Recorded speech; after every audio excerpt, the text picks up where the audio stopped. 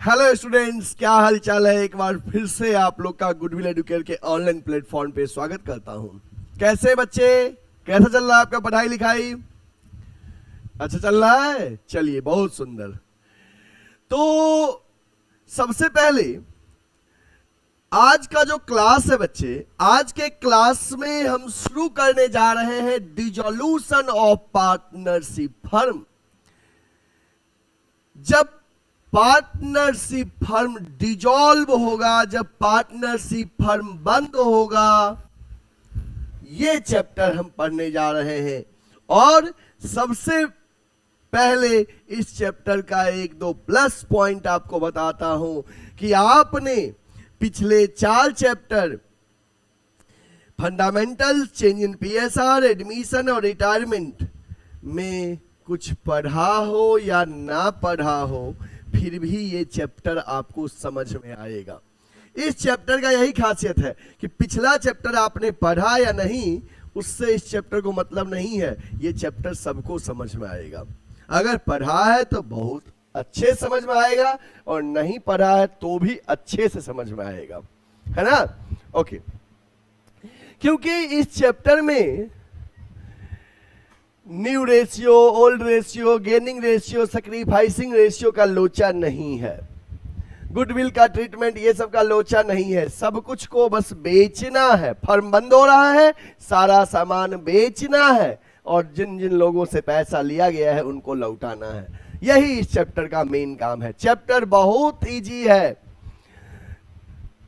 अक्सर मैं देखता था कि जब मैं रिटायरमेंट पढ़ाता हूं तो कोई बच्चा कह रहा है सर मेरा एडमिशन छूटा हुआ है, हम एडमिशन का क्वेश्चन बना रहे हैं। जब मैं एडमिशन पढ़ा रहा था तो कोई बच्चा कह रहा था कि सर मेरा फंडामेंटल छूटा हुआ है, हम उसका क्वेश्चन बना रहे हैं। लेकिन आपसे रिक्वेस्ट करेंगे, जब मैं डिसोल्यूशन पढ़ा रहा हूं तो आप पिछले चैप्टर्स नहीं बनाएंगे, जो चैप्टर पढ़ा रहा हूं इसी क्वेश्चन बनाएंगे। समझ में भी आएगा, समझ के बाद ना, समझ में आएगा। चलिए शुरू करते हैं बिना देर किए हुए। बच्चे, जैसा कि आपको थंबनेल दिख रहा है, dissolution of partnership firm. Dissolution of partnership firm का मतलब क्या होता है कि जब पार्टनरशिप फर्म बंद हो जाएगा, फर्म बंद हो जाएगा। और जानते हैं कोई भी फर्म बंद होता है तो क्या होता है कि फर्म में जो भी एसेट्स है, सारा एसेट सेल कर दिया जाएगा। जिन जिन लोगों से फर्म ने मनी बोरो किया था, चाहे वो कोई आउटसाइडर हो, बैंक हो, पार्टनर हो, सबका पैसा रिटर्न कर दिया जाएगा। यही इस चैप्टर का मेन काम है। ठीक है, चलिए बिना देर किए हुए चैप्टर को शुरू करते हैं। सबसे पहले है कि सर आज के क्लास में कौन कौन सा टॉपिक डिस्कस किया जाएगा। जैसा कि हर लेक्चर में मैं सबसे पहले आपको बताता हूं आज के लेक्चर में मैं क्या डिस्कस करूंगा। तो आज के क्लास का टॉपिक रहेगा difference between dissolution of partnership and dissolution of partnership firm. ये देखो, difference between dissolution of partnership and dissolution of partnership firm, इन दोनों के बीच में क्या डिफरेंस है। मेरे चैप्टर का नाम है dissolution of partnership firm, not dissolution of partnership. तो इन दोनों के टर्म के बीच में क्या डिफरेंस है, हम एक ये डिस्कस करेंगे। दूसरा, settlement of accounts on dissolution. Dissolution के टाइम में बुक्स ऑफ अकाउंट का सेटलमेंट कैसे करते हैं, किसको पहले पैसा देते हैं, किसको बाद में पैसा देते हैं, ये पढ़ेंगे। डिफरेंस बिटवीन फर्म्स डेब्ट एंड प्राइवेट डेप्ट, फर्म डेप्ट और प्राइवेट डेप्ट में क्या डिफरेंस है, ये पढ़ेंगे।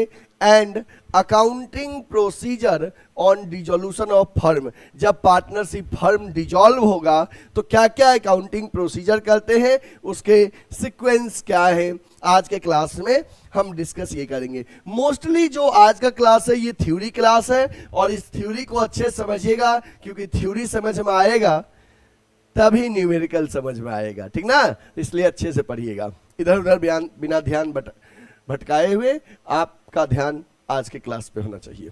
चलिए शुरू करते हैं। शुरू करने से पहले सबसे पहले आपसे एक रिक्वेस्ट करेंगे कि सबसे पहले सेशन को एक लाइक कीजिए। सबसे पहले आज के सेशन को आप लोग लाइक करिए, तब शुरू करने जा रहे हैं। देख लीजिए किए हैं या नहीं किए हैं। ओके, कर दिए, गुड।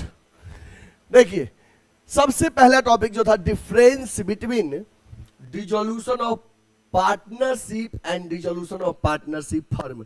डिसोल्यूशन ऑफ पार्टनरशिप और डिसोल्यूशन ऑफ पार्टनरशिप फर्म में क्या डिफरेंस है, आज के क्लास में हम ये पढ़ेंगे।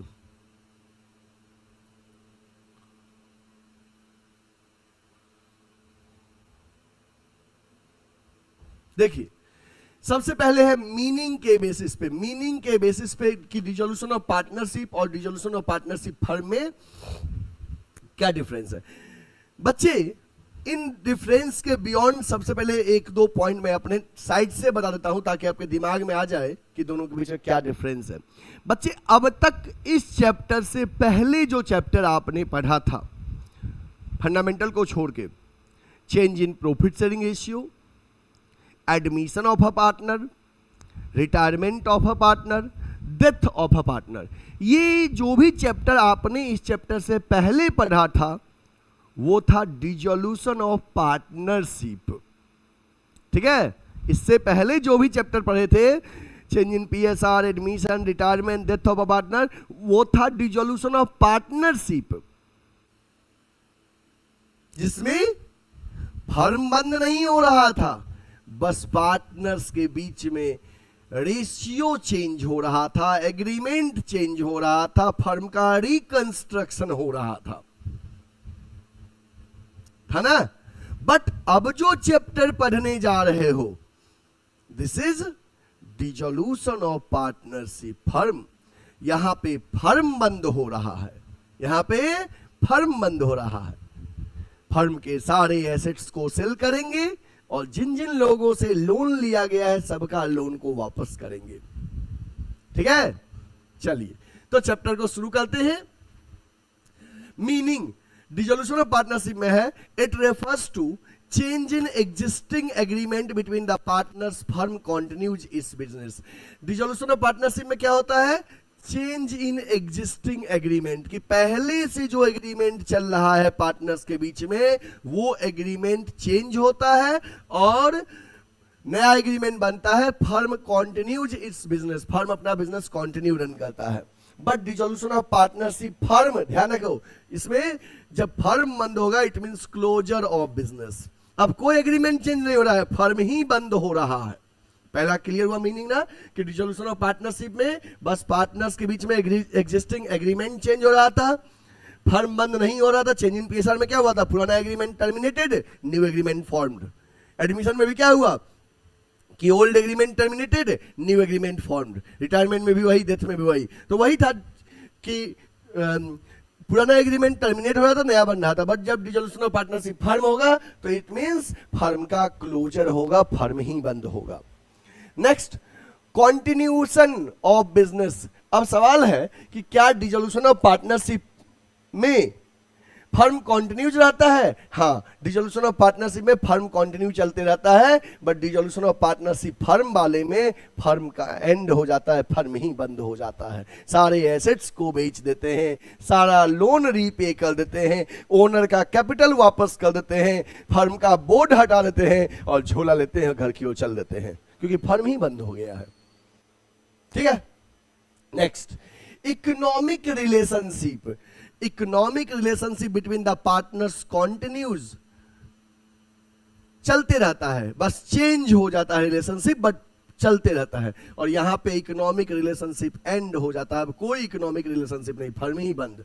Closure of books of account. बच्चे, डिसोल्यूशन ऑफ पार्टनरशिप में पिछले वाले चैप्टर सब में बुक्स ऑफ अकाउंट क्लोज नहीं करते थे, बट इसमें सारे बुक्स ऑफ अकाउंट को क्लोज कर देंगे, सारे एसेट्स को सेल कर देंगे, सारे लोन का रीपेमेंट कर देंगे। जो ही लोन का रीपेमेंट किए थे बुक्स ऑफ अकाउंट क्लोज हो गया। ठीक है, settlement of assets and liabilities. Dissolution of partnership में assets are revalued and liabilities are reassessed. पिछले चैप्टर में क्या कर रहे थे आप, एसेट्स को रीवैल्यू कर रहे थे, लायबिलिटीज को रीअसेस कर रहे थे। And gain or loss on revaluation is distributed among the partners in their old profit sharing ratio। और जो भी गेन या लॉस होता था वो ओल्ड प्रॉफिट शेयरिंग रेशियो में डिस्ट्रीब्यूट करते थे। बट यहाँ पे रीवैल्यूएशन नहीं करना है, रियलाइजेशन करना है। Assets are sold and liabilities are paid off. And balance if any distributed among the partners. याद होगा पिछले चैप्टर में आप बनाते थे रीवैल्यूएशन अकाउंट, रीवैल्यूएशन अकाउंट, और इस चैप्टर में आप बनाओगे रियलाइजेशन अकाउंट। क्या बनाओगे? Realisation account. कैसे बनता है आगे बताएंगे, ठीक ना। पिछले चैप्टर में आप, इन चारों चैप्टर में आप बनाए थे रीवैल्यूएशन अकाउंट, और डिसोल्यूशन ऑफ पार्टनरशिप फर्म के टाइम में बनाओगे रियलाइजेशन अकाउंट। कैसे बनाएंगे आगे बताएंगे। Effect, dissolution of partnership does not necessary mean dissolution of partnership firm. बच्चे जब डिसोल्यूशन ऑफ पार्टनरशिप हो, जब रेशियो चेंज हो, नए पार्टनर्स का एडमिशन हो, रिटायरमेंट हो, इसका मतलब ये नहीं कि फर्म बंद हो रहा है। लेकिन जब फर्म बंद होगा, डिसोल्यूशन ऑफ पार्टनरशिप जब होगा, तो ऑब्वियस सी बात है उस केस में डिसोल्यूशन ऑफ, जब डिसोल्यूशन ऑफ पार्टनरशिप फर्म होगा उस केस में ऑब्वियस सी बात है डिसोल्यूशन ऑफ पार्टनरशिप भी होगा। इट मींस जब डिसोल्यूशन ऑफ पार्टनरशिप होगा, इसका मतलब डिसोल्यूशन ऑफ पार्टनरशिप फर्म नहीं है, बट जब डिसोल्यूशन ऑफ पार्टनरशिप फर्म होगा, इसमें दोनों हो गया। फर्म बंद होगा तो आपस के रिलेशनशिप भी तो एंड हो गए। कोर्ट इंटरवेंशन, क्या कोर्ट का इंटरवेंशन के बेसिस पे? There is no intervention by the court. Dissolution of partnership क्या होता है? जनरली म्यूचुअल एग्रीमेंट से होता है, कोर्ट का इंटरवेंशन नहीं होता है। But dissolution of partnership firm में मे और मे नॉट कोर्ट इंटरवेंशन, मतलब कि फर्म में कैन डिसॉल्व इधर विदाउट और the intervention of the court और by the order of court, मतलब दोनों हो सकता है, बिना कोर्ट के इंटरवेंशन से और कोर्ट के इंटरवेंशन से। आगे डिस्कस करेंगे, ठीक है। एक बार कोई बच्चे इसका स्क्रीनशॉट वगैरह लेना चाहते हो तो बच्चे आप स्क्रीनशॉट ले लो।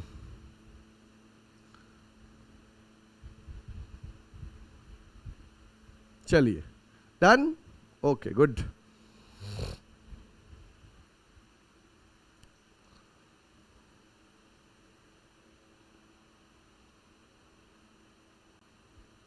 Next, dissolution of partnership. The partnership is deemed to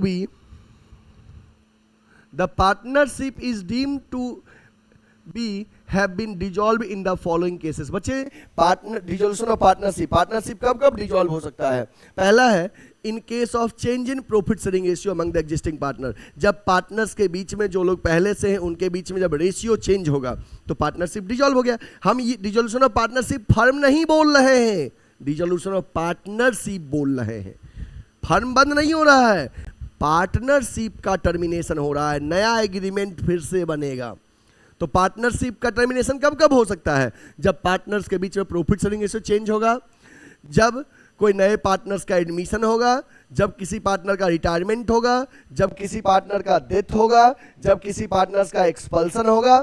जैसे किसी को अगर फर्म से जबरदस्ती निकाल दिया गया तो उस केस में भी पार्टनरशिप का पुराना एग्रीमेंट टर्मिनेट कर जाएगा। जब कोई पार्टनर इंसॉल्वेंट होगा और जब पार्टनरशिप जितने टाइम पीरियड के लिए बना था वो टाइम पीरियड एक्सपायर हो जाएगा। तो ये सारे केसेस हैं जो पिछले चैप्टर्स में आपने पढ़ा था, वो था dissolution of partnership. It means change in profit sharing ratio case में, एडमिशन के केस में, रिटायरमेंट के केस में, डेथ के केस में, एक्सपल्सन के केस में, और जब कोई पार्टनर इंसॉल्वेंट हो जाए और जब पार्टनरशिप फर्म जितने टाइम पीरियड के लिए बना था वो टाइम पीरियड पूरा हो जाए। तो ये केसेस है आपके डिसोल्यूशन ऑफ पार्टनरशिप फर्म के, सॉरी पार्टनरशिप के, डिसोल्यूशन ऑफ पार्टनरशिप के केसेस है। तो आप इसको नोट करना चाहते हो तो यू में नोट इट, नोट कर लीजिए।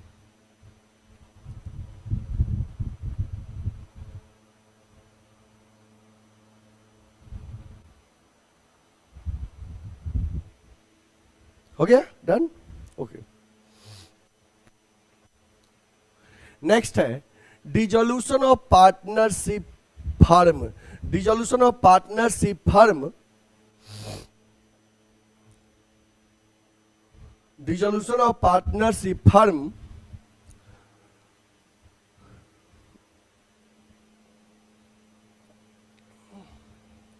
कैसे कैसे होता है? एक है without the intervention of court, जब कोर्ट का इंटरवेंशन नहीं हो, और दूसरा है bye the order of court. एक है जब कोर्ट का इंटरवेंशन ना हो और दूसरा है जब कोर्ट का इंटरवेंशन हो।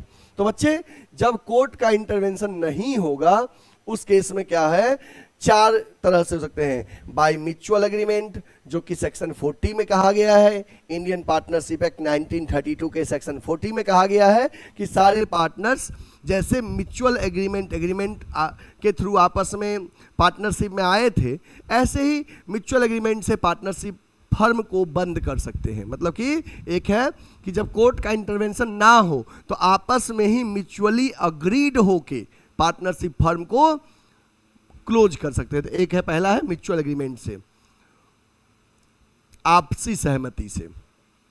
दूसरा है कंपलसरी डिसोल्यूशन। कंपलसरी डिसोल्यूशन जो है ये सेक्शन 41 में कहा गया है इंडियन पार्टनरशिप एक्ट 1932 के। और कंपलसरी डिसोल्यूशन में एक पॉइंट आपको मैं बता देता हूं कि जब फर्म जो है ये अनलॉफुल हो जाए, जब फर्म अनलॉफुल हो जाए तो उस केस में कंपलसरी डिसोल्यूशन होगा। जब फर्म अनलॉफुल हो जाए तो उस केस में कंपलसरी डिसोल्यूशन होगा कि पार्टनरशिप फर्म को बंद करना पड़ेगा। जैसे कोई चीज कभी लीगल होता है और कभी सरकार उसको इलीगल कह दे, तो जब इलीगल हो गया तो आपको फर्म को बंद करना पड़ेगा ना। On happening of an event, section 42 में कहा गया है। इसका मतलब यह है कि जब कोई इवेंट का हैपनिंग हो जाए, इसमें यह भी हो सकता है कि जब किसी का डेथ हो जाए, जब पार्टनर सारे पार्टनर्स इंसॉल्वेंट हो जाए, ठीक है, जितने टाइम पीरियड के लिए फर्म बना था वो टाइम पीरियड पूरा हो जाए,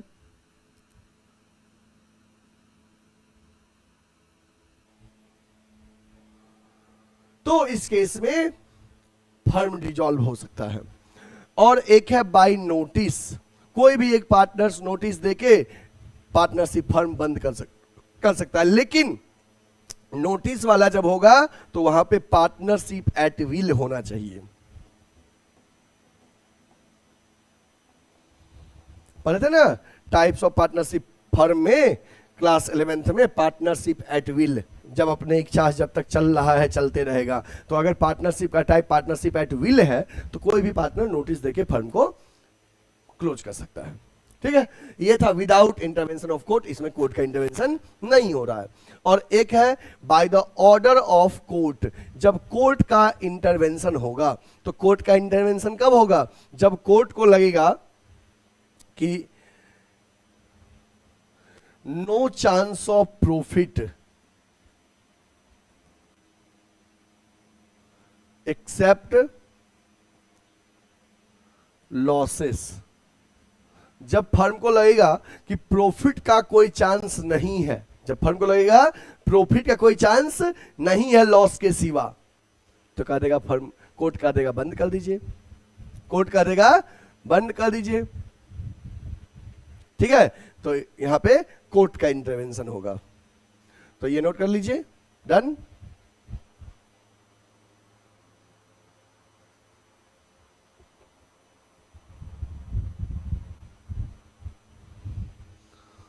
और इसमें एक पॉइंट और लिख सकते हो, when a partner has become unsound mind,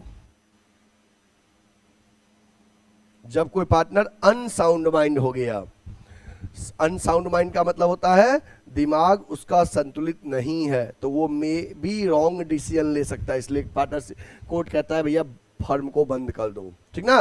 तो ये आपका हो गया डिसोल्यूशन ऑफ पार्टनरशिप फर्म के modes, without the intervention of court और by the intervention of court. You may take it screenshot और you want to note it. Next,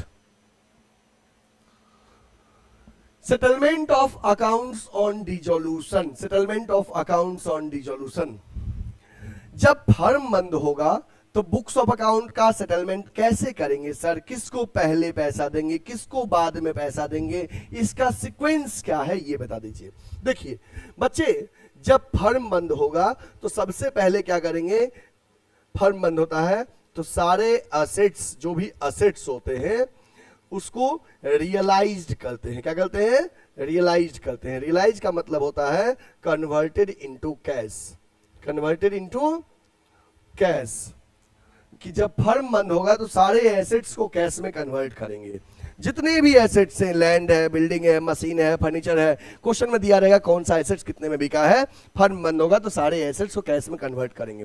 after conversion जब पैसा आ जाएगा तो हम क्या करेंगे? लाइबिलिटीज को पे करेंगे। लाइबिलिटीज पे करेंगे।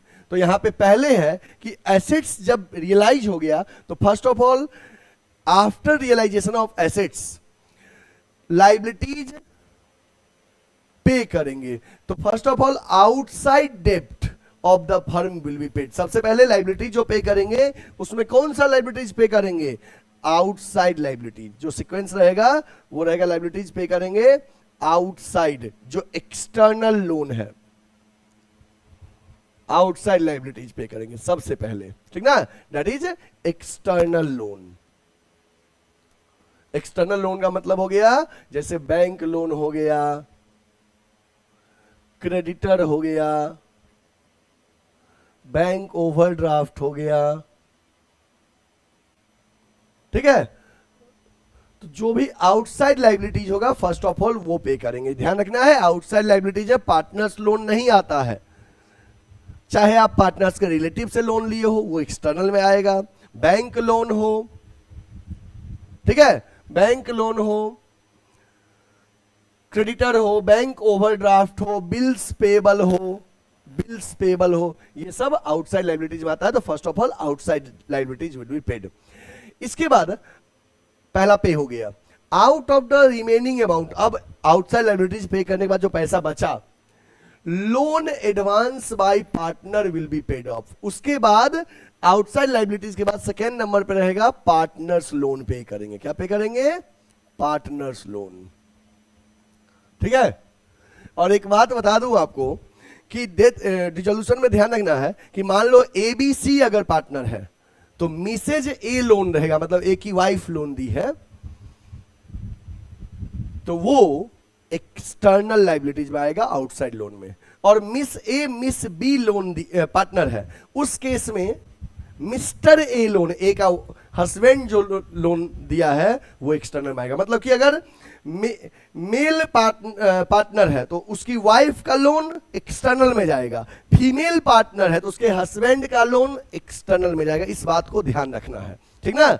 यहां पे ये मत सोचेगा कि अच्छा उसकी वाइफ दी है, पार्टनर की वाइफ दी है तो इंटरनल में जाएगा। नहीं, पार्टनर की वाइफ पार्टनर नहीं है, वो एक्सटर्नल में जाएगा, ठीक ना? पार्टनर का लोन अलग से इंटरनल का पार्ट है, बट पार्टनर्स का कोई भी relative loan they that is external, ठीक है? इस बात को ध्यान रखना है। तो पहले आउटसाइड लोन पे कर दिए, एक्सटर्नल लाइबिलिटीज पे कर दिए। एक्सटर्नल लाइबिलिटीज के पेमेंट के बाद कि पार्टनर ने जो लोन दिया वो पे कर देंगे, ठीक ना? Thereafter the balance of the partners capital will be returned। इसके बाद जो पार्टनर्स का कैपिटल है सारे एडजस्टमेंट के बाद वो रिटर्न कर देंगे partner capital. If some amount remains, इसके बाद भी अगर कुछ पैसा बचता है, will be divided among the partners in their profit sharing ratio. एक बात याद रखना, इसके बाद कुछ पैसा बचेगा पार्टनर्स में प्रॉफिट शेयरिंग रेशियो में बांट देना। लेकिन यहां पे ध्यान रखना कि इस चैप्टर में आपको old ratio, gaining ratio, new ratio, sacrificing ratio का लोचा नहीं है। जो रेशियो दिया रहेगा क्वेश्चन में उसी में बांटना, रेशियो नहीं दिया है तो इक्वल मान लेना, ठीक ना? तो एक बार इसको रिकॉल कर दे। देखो बच्चे, जब फर्म बंद होगा तो सबसे पहले सारे एसेट्स को बेचोगे, बेच के जो पैसा आएगा है ना उससे क्या करोगे? सबसे पहले एक्सटर्नल लाइबिलिटीज पे करोगे। एक्सटर्नल मतलब होता है कि जो आउटसाइडर लोन है, पार्टनर्स कैपिटल, पार्टनर्स लोन को छोड़ के, पार्टनर्स कैपिटल, पार्टनर्स लोन को छोड़ के बाहरी लोगों से जो लोन लिया गया है, क्रेडिटर है, बैंक लोन है, बिल्स पेबल है, बैंक ओवरड्राफ्ट है, all these are external loan. You will pay first of all external loan, ठीक है? इसके बाद उसके बाद एक्सटर्नल पेमेंट करने के बाद अगर पार्टनर लोन दिया है, बैलेंस शीट के लायबिलिटी साइड में पार्टनर्स लोन दिख रहा है, देन पार्टनर्स लोन पे करोगे। पार्टनर्स लोन के पेमेंट के बाद देन पार्टनर्स कैपिटल का पेमेंट करोगे after all adjustment. After that अगर कुछ पैसा बच रहा है प्रॉफिट शेयरिंग रेशियो में पार्टनर्स में बांट दो। This will be the steps for the settlement of low accounts on dissolution. You may take screenshot और वांट्स टू नोट इट। हो गया? Done? Okay, next, difference between firm dept and private डेप्ट। अब सवाल है बच्चे कि फर्म डेप्ट और private डेप्ट में क्या डिफरेंस है? Difference between firm dept and private डेप्ट, दोनों में क्या डिफरेंस है? चलिए देखते हैं। फर्म डेप्ट का मतलब है ऐसा लोन जो फर्म ने लिया है, बिजनेस ने लिया है, और प्राइवेट डेप्ट का मतलब है ऐसा लोन जो कोई पार्टनर इंडिविजुअली लिया है, ठीक ना? तो फर्म डेप्ट और प्राइवेट डेप्ट में क्या डिफरेंस है? मीनिंग फर्म डेप्ट में है कि firm dept refers to dept payable by the firm to outsider. Firm dept refers to debts payable by the firm to outsider. Firm डेप्ट का मतलब क्या है? ऐसे डेप्ट जो फर्म आउटसाइडर को पे करेगा, ऐसे डेप्ट जो फर्म आउटसाइडर को पे करेगा उसे फर्म डेप्ट कहते हैं। मतलब कि फर्म ने लिया है लोन, अब फर्म आउटसाइडर को पे करेगा। Private dept refers to the dept payable by the partner to his personal capacity. मतलब कि कोई प्राइवेट डेप्ट का मतलब है पार्टनर अपने पर्सनली लिया है, पर्सनल कैपेसिटी से पे करेगा। Who is liable for firm डेप्ट? All partners are liable. Firm के डेप्ट के लिए सारे पार्टनर लायबल है, क्योंकि फर्म में सारे पार्टनर को कंबाइंड रूप से फर्म कहते हैं, तो सारे पार्टनर लायबल हैं ज्वाइंटली फर्म डेप्ट के लिए। बट फॉर प्राइवेट डेप्ट only concern partner is liable, जिसने लिया है वही लायबल है। Application of firm's property. अब सवाल है कि फर्म का प्रॉपर्टी का अप्लाई कैसे होगा? तो firm's property is applied first of all towards the payment of firm डेप्ट। देखो, फर्म का जो प्रॉपर्टी है इसको सबसे पहले फर्म के डेप्ट को पे करने के लिए यूज किया जाएगा। इसके बाद प्राइवेट डेप्ट में है कि concern partner share in excess of firm's property over firm dept can be applied towards the payment of his private डेप्ट। अगर मान लो कि कोई भी पार्टनर का शेयर जो है फर्म के डेप्ट से अगर ज्यादा है, पैसा बच रहा है, तो उसका प्राइवेट डेप्ट में यूज हो सकता है फर्म का प्रॉपर्टी, अदरवाइज नहीं होगा। Application of private property. Private property में कह रहा है कि surplus of partner's private property over his private डेप्ट। देखो यहां पे ध्यान रखना है कि अगर उसका प्राइवेट प्रॉपर्टी उसके प्राइवेट डेप्ट से ज्यादा है, can be applied towards payment of firm डेप्ट, तब उस एक्सेस वाले से फर्म का डेप्ट पे हो सकता है। बट यहाँ पे है प्राइवेट डेप्ट में private property is applied first towards the payment of private डेप्ट। प्राइवेट प्रॉपर्टी से सबसे पहले प्राइवेट डेप्ट पे करना है, एक्सेस रहेगा प्राइवेट प्रॉपर्टी तब फर्म का डेप्ट पे करना है, ठीक ना? सिंपल सी बात आप दिमाग में बैठा लो कि फर्म डेप्ट मतलब जो बिजनेस ने लोन लिया है, और बिजनेस ने लोन लिया है तो उसके लिए सब पार्टनर लायबल है। प्राइवेट डेप्ट मतलब कोई पार्टनर अगर पर्सनली अपने नाम पे लोन लिया है वो प्राइवेट डेप्ट है, और प्राइवेट डेप्ट में वही पार्टनर लायबल रहेगा जिसने लोन लिया है, जिसने लोन लिया है वही लायबल रहेगा। ठीक है, नोट कर लीजिए इसको।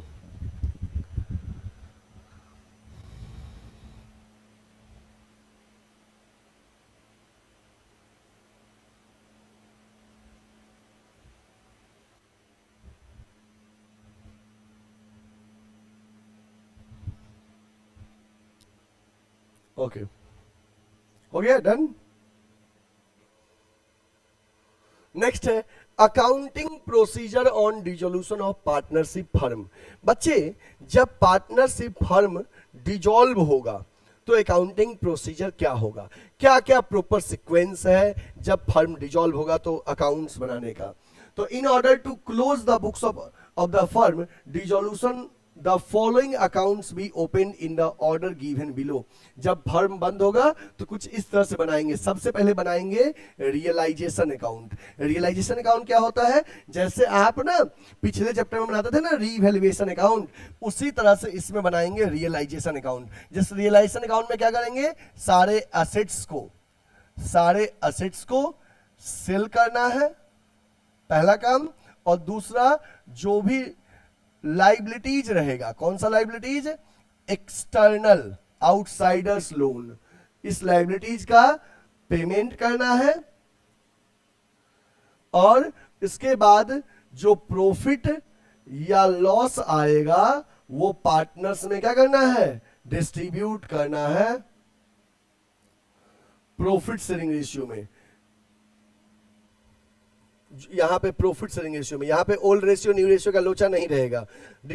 जब आप रियलाइजेशन अकाउंट बनाओगे बच्चे, तो उसमें सारे एसेट्स को सेल करने का काम करोगे, जो भी एक्सटर्नल लायबिलिटी जाएगा उसका पेमेंट करोगे, और जो भी इस दोनों के बाद बैलेंसिंग से जो प्रॉफिट या लॉस आएगा वो पार्टनर्स में बांटोगे। ठीक है, डिटेल में नेक्स्ट लेक्चर में बताएंगे आपको पूरा रियलाइजेशन अकाउंट कैसे बनाते हैं। आज थोड़ा सा स्टेप के बारे में थोड़ा समझा रहे हैं, ठीक ना।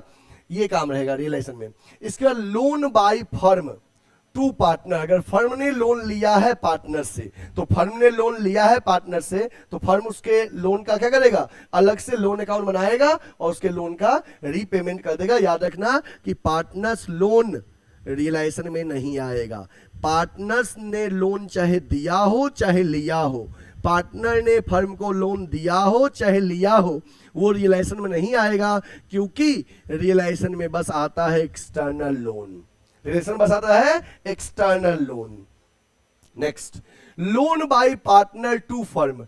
पार्टनर ने लोन लिया है फर्म से, इसका भी अलग से अकाउंट बनाएंगे। ठीक है, पार्टनर्स कैपिटल अकाउंट, जैसे पार्टनर्स कैपिटल आप पिछले चैप्टर्स में बनाते थे, एडमिशन में, रिटायरमेंट में, डेथ में, सेम पार्टनर्स कैपिटल वैसे ही बनेगा, सब कुछ सेम रहेगा। बस एक अंतर आएगा कि पिछले चैप्टर में पार्टनर्स कैपिटल जब बनाते थे बच्चे, पिछले चैप्टर में जब पार्टनर्स कैपिटल बनाते थे, तो वहां पे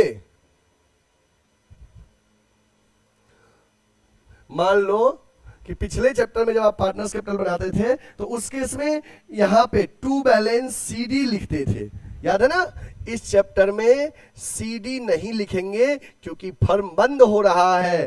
फर्म बंद हो रहा है तो उस पार्टनर को पे करिएगा, तो टू बैंक लिखिएगा। फाइनल एडजस्टमेंट करके जो आएगा इधर का टोटलिंग करके, यहाँ जो बैलेंसिंग से जिसको सीडी लिखते थे, इस चैप्टर में सीडी ना लिख के टू बैंक कि सब पार्टनर को पे कर दिए, अब किसी का कोई बैलेंस नहीं बचा भैया, आपका कैपिटल का सारा हिसाब किताब हो गया। अब आप लोग और सभी पार्टनर्स के बीच में जो इकोनॉमिक रिलेशनशिप था वो एंड हो जाएगा, अब पार्टनर नहीं रह गए। ठीक ना, तो टू बैंक ध्यान रखना कि पार्टनर्स कैपिटल सब कुछ वैसे ही बनेगा, बस सीडी ना लिख के टू बैंक, क्योंकि इसके बाद बैलेंस रखना ही नहीं है। क्यों नहीं रखना है सर? क्योंकि बैलेंस शीट बनाना ही नहीं है, क्योंकि फर्म बचा ही नहीं, तो बैलेंस शीट में कहां से कुछ बचेगा। इस चैप्टर में बैलेंस शीट नहीं बनाना है। खुश हो गए ना।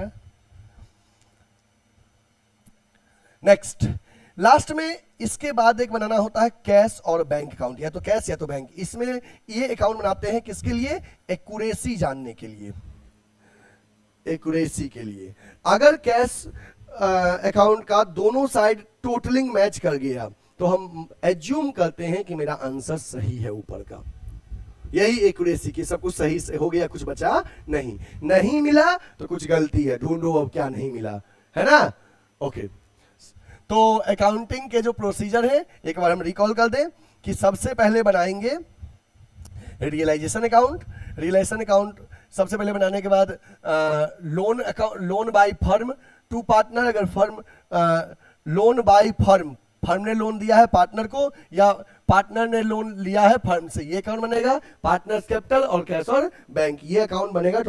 टोटल आपको 5 अकाउंट जनरली रियलाइजेशन में बनता है। रियलाइजेशन, पार्टनर्स लोन और पार्टनर्स कैपिटल और कैश और बैंक अकाउंट। कैश या बैंक को एक बनाओगे। अगर कैश बना रहे हो तो अगर बैलेंस शीट में बैंक बैलेंस है तो बैंक बैलेंस में बैंक बैलेंस है तो उसको कैश में कन्वर्ट कर लो, और अगर बैंक बना रहे हो तो जो कैश एक्स्ट्रा है बैंक में जमा कर दो। कोई एक बनाओगे, ठीक ना, एक्यूरेसी के लिए। तो इस तरह से कल नेक्स्ट लेक्चर में हम इसको डिटेल्स में बताएंगे, रियलाइजेशन क्या होता है, पार्टनर्स लोन, पार्टनर्स कैपिटल, ये डिटेल में बताएंगे। उसके बाद हम एक क्वेश्चन करेंगे फुल फ्लेज का इन सब पे बेस्ड। तो देखो अकाउंट्स ना डिटेल्स में पढ़ोगे तभी बनेगा। इस शॉर्टकट में हम एक क्वेश्चन बना दे तो उससे कोई फायदा नहीं है। ऐसा पढ़ो कि पूरे चैप्टर अच्छे से समझ में आए, ठीक है। तो कैसा लगा है बच्चे आज का क्लास, कमेंट में जरूर बताइएगा आप लोग, ठीक है ना। और अब मैं थोड़ा सा आपको बता दूं गुडविल एडुकेयर के ऑफलाइन सेंटर के बारे में।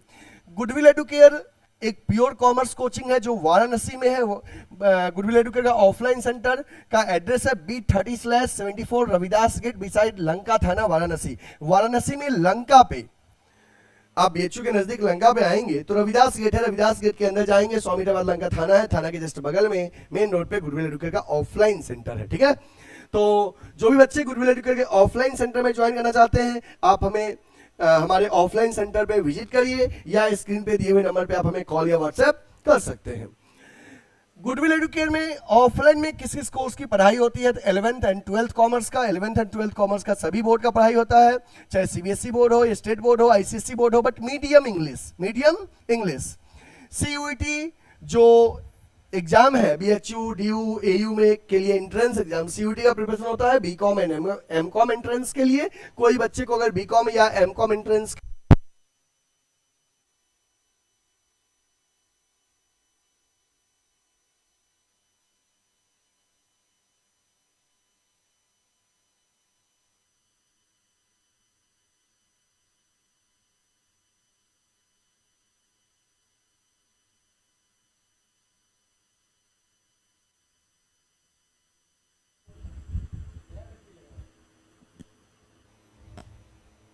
Hello hello